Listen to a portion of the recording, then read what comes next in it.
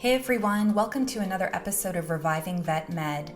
I'm really excited for today's episode. We are going to be talking about people pleasing, something that so many of us in the veterinary industry struggle with, whether it's wanting to please our team members or our clients or our boss. We are going to discuss things like how do you know if you're a people pleaser?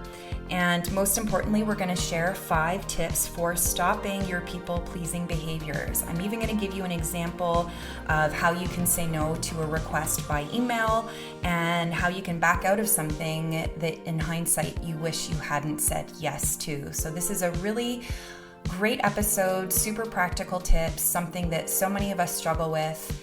I do also want to just let you know that this episode was previously recorded using live video, so some of the audio may not be of the best quality and you may hear me interacting with some of the live viewers. But with that said, I do think this information is very important and wanted to make sure that we still shared it with you. So without further delay, let's go ahead and get started. This is the Reviving Vet Med podcast, and I'm your host, Dr. Marie Hollowaychuk. My mission is to improve the mental health and well-being of veterinary professionals around the world. I had wanted to share this cartoon that I came across just recently. We were thinking burritos for lunch. I love burritos. Great. And then inside, I hate burritos. So I don't know if this resonates with any of you. I think that very often those of us who are people pleasers, and I am happy to say I'm a recovering people pleaser. I've been much better in the recent years in terms of really sharing truthfully how I feel about something. But very often we sort of bite our tongue, or we just go with what we know others will want in order to please them, and we end up not having our own needs met or doing things that we actually want to do.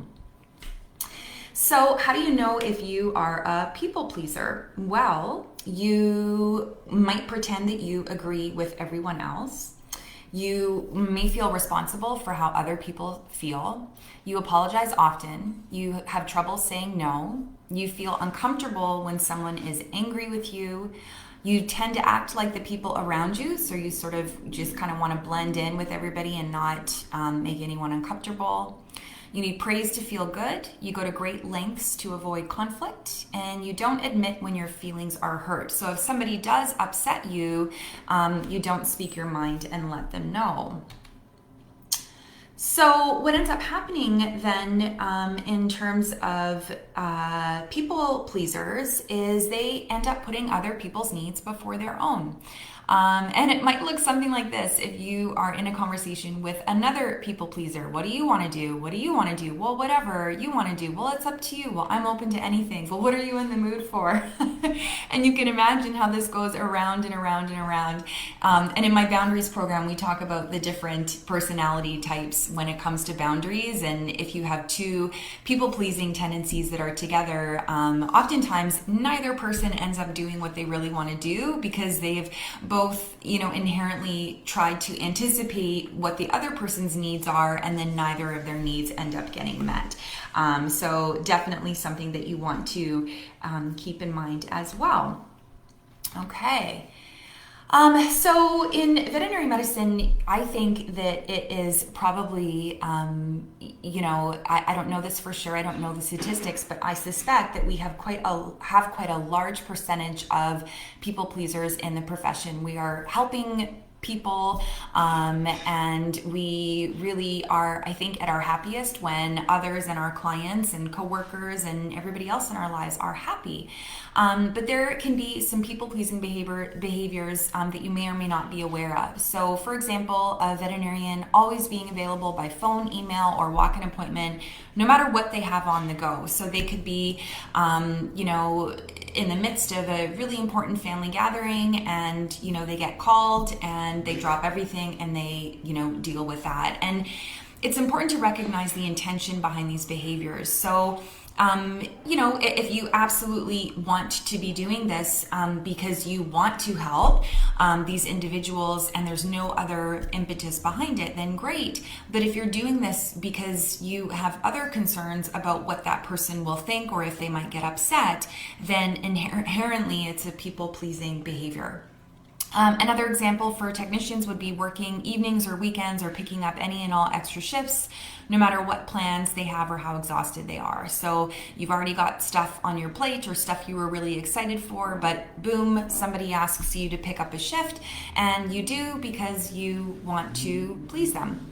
And then practice managers, I've seen this a lot when I do leadership talks on conflict resolution. A lot of practice managers that just do not want to address conflict between coworkers or to address toxic behaviors that are in the workplace. And they're doing this because they're conflict avoidant. They don't want to be the bad person. Again, this is a people-pleasing behavior, wanting to not disrupt anybody else, but then inherently this can really wreak havoc on others.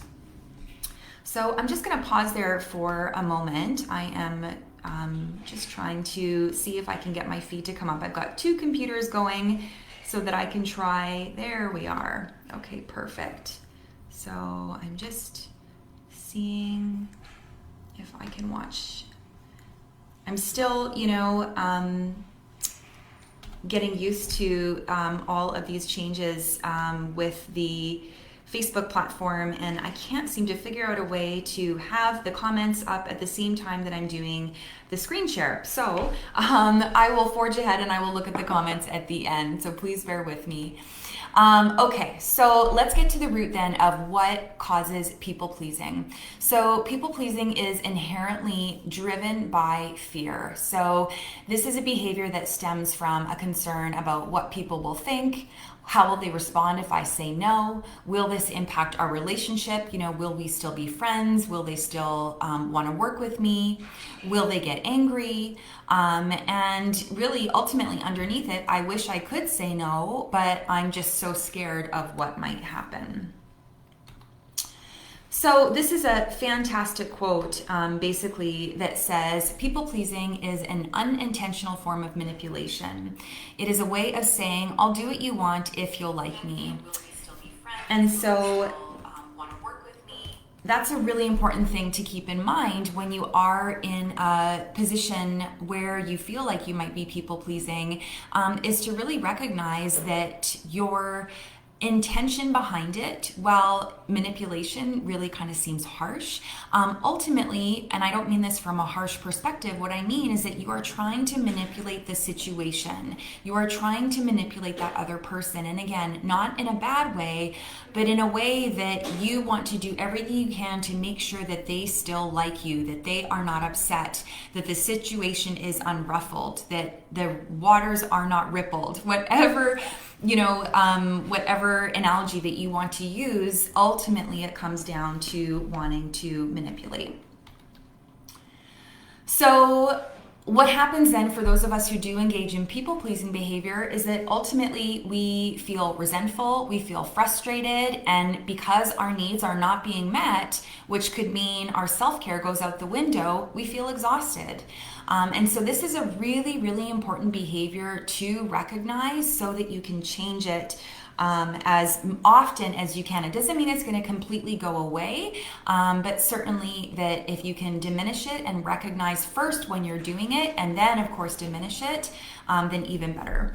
So this is the big thing that I do want to share with all of you today is how do we stop being a people pleaser? Again, like I said, the first step is awareness. Do you have this tendency? And then the second step is to put some strategies in place. So I've got 5 strategies to share with you today. And the first strategy is to listen to your inner voice. So this goes along with becoming aware of your people-pleasing tendencies. So you want to recognize if you feel obligated to do something or if you genuinely want to say yes. So Marie Forleo is a famous entrepreneur. You might follow her on social media. She has Marie TV. She has this really great video that talks about giving to give versus giving to get. So if you really, really want to do something, you are giving because you really do want to give to this other person. You do want to show up for this shift, or you do want to come in on your day off, or whatever it might be, then great. But if you're doing something because you feel obligated, or you really want to manipulate the situation in terms of controlling this person's behavior or response, then that is not going to be helpful. Should is another word that I really want you to pay attention to. I often joke, and I learned this from Jen Brandt, who's a social worker for the AVMA. Jen always says, stop shoulding on yourselves. So should is really a red flag that there is an expectation, but that you don't actually want to do it. So we've all felt ourselves say this, like, oh, I should do that. Oh, I should, call that person. Oh, I really should go in and, phone that client, or I really should pick up that extra shift. If you really wanted to, you would just say, I'm going to. You wouldn't be shoulding on yourself. So watch when you say should. For me, when I say should about something, I really take a look at what it is, and I consider, okay, is this something I really want to do, or do I feel an obligation?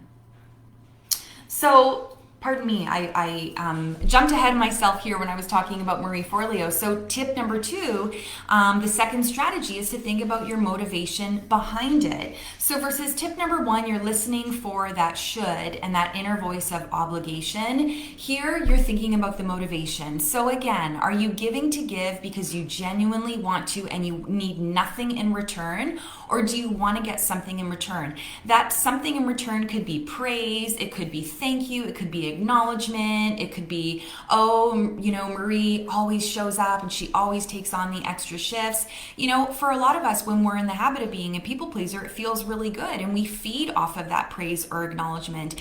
But when it comes down to it, we feel really resentful and it starts to take its toll. So I want you to really resist the urge to gain worthiness in that way. There are other ways that you can gain worthiness from the people around you, and it doesn't necessarily have to be always doing what they need you to do. So that's tip number 2. Tip number 3 is to really remember that most people are rational human beings. Are people going to be disappointed if you say no? Are people going to be inconvenienced if you don't pick up the extra shift? Yes, they very well could be, but they will get over it. People have to understand that everybody's got their own stuff. You've got your priorities too. You've got your needs that need to be met. And what we know in the sphere of veterinary well-being is that if we are not first filling our cups and doing what we need to do to stay rested and healthy and well, then we are not going to be able to look after everyone else. And trust me, I've been there. I've been the people pleaser where I say yes to everything and then I show up and I'm not showing up as my best self. I'm showing up cranky, tired, resentful, and then nobody wants to be around me because clearly I didn't want to be there in the first place. So trust me, once you get in the habit of setting healthy boundaries, it will become easier because you will see, oh, that wasn't so bad. And I've learned this in my own life. And, even if you need to tell yourself, you know what, I'm just going to do a little experiment. This one time I'm going to say no, and I'm just going to see what happens. And what you'll see is that people are fine with it. They understand. Yeah, they might say, gosh, well, that's too bad. Thanks for letting me know. But most people are not going to fly off the handle. They're going to be rational. They're going to be understanding. And once you see that, you will learn that it's okay if I set boundaries. It's okay if I say no. It's okay if I don't bend to everyone else's needs. So tip number 4 is hiding your needs isn't helpful. So I'll go back to the story that I just shared, where as a people pleaser, I would really say yes to everything and show up, when I really didn't want to. So, I'll give a bit more of a specific example. So, recently I mentioned at the beginning of the presentation that I had a baby girl in June. And so I started coming back to work in January, a little bit before, but official work obligations, meetings and speaking engagements and so on, was in January. And as you can imagine, being off for 6 months, I had a lot of a backlog of people who wanted to have meetings and deadlines that I had to meet and this, that, and the other. And I wanted to please everyone. It's like, I'm just coming back to work. I really want to do what everybody needs me to do. And so I just said yes to everything. I crammed my schedule, overbooked myself, and the days were frantic. Keep in mind, my daughter was still at home. I had part-time help, but I was still, ducking out to feed her and, to take care of my own needs, which is what ended up taking the back burner. So, there was a couple of days where I went the entire day back-to-back meetings and presentations without properly eating or tending to myself. And what happened at the end of the day? I was frustrated and exhausted. So what then happens the next day is I show up and I am cranky and I'm not showing up as my best self. And this can happen in our relationships. So if you hide your needs in your relationship, when your true feelings come out, the other person is confused because they're like, well, you signed up for this. Like you told me you wanted to go to this restaurant and have this dinner, and now you're, it's like you don't want to be here. And that can be hurtful to the other person. They can't read your mind. They don't know what's happening. People are really good at taking things personally, and so they might think that they did something to bring this on. And ultimately, this is going to really break relationships down. So as scary as it is to set healthy boundaries are what provide clear expectations in relationships. They build a foundation of trust, and ultimately we start to gravitate towards people who also are strong in their boundaries, because we know they're going to tell it like it is. And I would say the vast majority of my friends are like this because they appreciate that trait in me and I appreciate it in them, where if something's not right, we're going to let each other know. If I really need to do something, then I'm going to be honest about it, and then there's no confusion, there's no resentment, and the relationships will really flourish.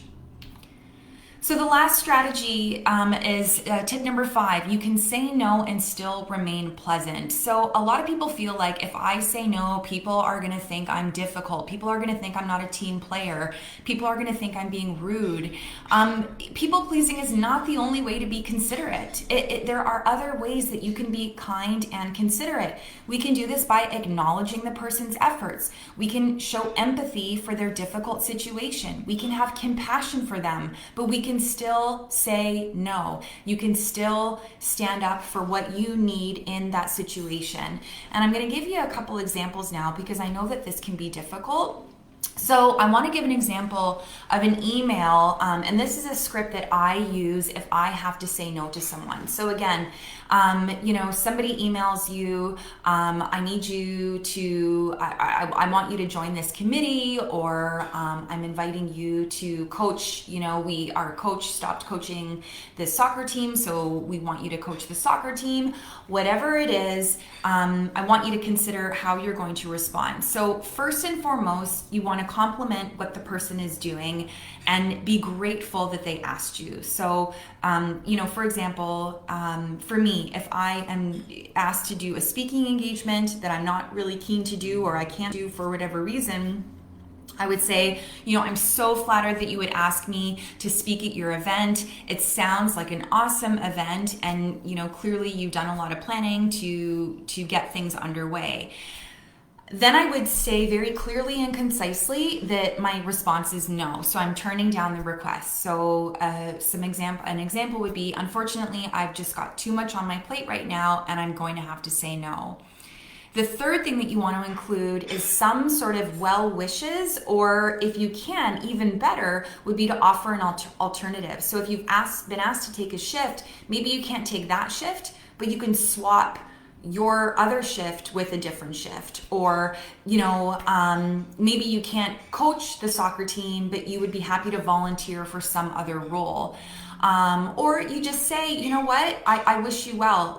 I'm sorry that I can't help you, but this sounds awesome and let me know how it goes. So again, for me as a speaker, I would say, I know a lot of great speakers who talk about emergency and critical care. Let me know if you would like me to put you in touch. Good luck, and I can't wait to hear how it goes. So again, if you're reading this message, yes, the person is saying no, but what a lovely message. Clearly they're very, grateful for the request. They can't do it, but maybe they can even help you with what you want to get done. And for the people pleasers in the group who have just completely overcommitted yourselves, you're like, yeah, you know what, this is all fine and good, but I have committed to so many things and I'm just totally overwhelmed at this moment. Maybe you need to back out of a commitment. And there are ways that you can do this that are still reasonable and don't end up putting the other party off too much. So first and foremost, you want to acknowledge that you agreed to commit to the request. So don't pretend like you forgot or, so-and-so just told me, I had no idea. Really acknowledge it. I know I promised that I would, whatever it is. I know I promised that I would write an article for your summer newsletter. And then the next thing is an apology and an explanation. Things have changed and things have come up and I am no longer able to commit. I'm really sorry about this. Then you can offer a solution. I don't want to leave you hanging. Can I defer my article to the fall newsletter? Or, I have a neighbor who would be really interested in writing the article. Could I put the two of you in touch? Whatever it is, if you can offer a solution or an alternative, great. And then being open to questions, concerns, or feedback. So the person might be a little bit blindsided by this. So you might say, please give me a call if you want to talk about this further. Some way to close it that isn't just completely shutting it down, but is inviting questions or concerns or ongoing dialogue from that individual. So that's just an example of how you can back out of a commitment. Again, because you were people pleasing and you overcommitted yourself, and guess what? We've all been there, and that's okay. Okay, so here's what I want you really to leave with today is the simple truth that you cannot be everything to everyone. And so often in veterinary medicine, we put ourselves on the back burner. We want to be there for our clients. We obviously want to serve our patients. We don't want to let our coworkers down. We don't want to let our boss down. And then, there's our family and our partner and our pets that we need to look after. It's just not possible to do it all. If you really spend your time trying to please everyone, I promise you that you will end up burnt out, exhausted, frustrated, and potentially really compromising some of those relationships that you're trying to help. So I really like this particular quote. It says, "You can't control everything. You'll be much happier when you stop trying." So please stop trying to control situations and other people by being a people pleaser. When you can put your own needs first as a priority, you will be a healthier, happier individual. And I know for me, it's tough to say no, but I am so much better as a coworker, as a veterinary professional, and as a mom, quite frankly, when I can make sure that my needs are met first. So for everyone, say it with me: people pleasing is no longer an option, because I am adopting the radical belief that my ideas, thoughts, and feelings matter too, and that my needs are important, is what I would add on to the end of that quote. So that's it for this episode of Reviving Vet Med. I hope that you took away some practical tips for stopping your people-pleasing tendencies. I know that these tips have really helped me to reduce this tendency over the years, and I hope that you will think about one thing that you can do right away after today's episode to help curb your people-pleasing tendencies. And if you are one of the lucky ones who isn't a people pleaser, then I would recommend that you share this podcast episode with someone else who you think might benefit. If you're enjoying these episodes, please rate and review Reviving Vet Med on your podcast platform and recommend the podcast to someone else. We really appreciate it. I'd like to thank my podcasting superhero, Darby Rolfe, for producing this episode, and I'd also like to take the time to thank you for listening. I hope that you'll tune in again, and in the meantime, take care of yourself.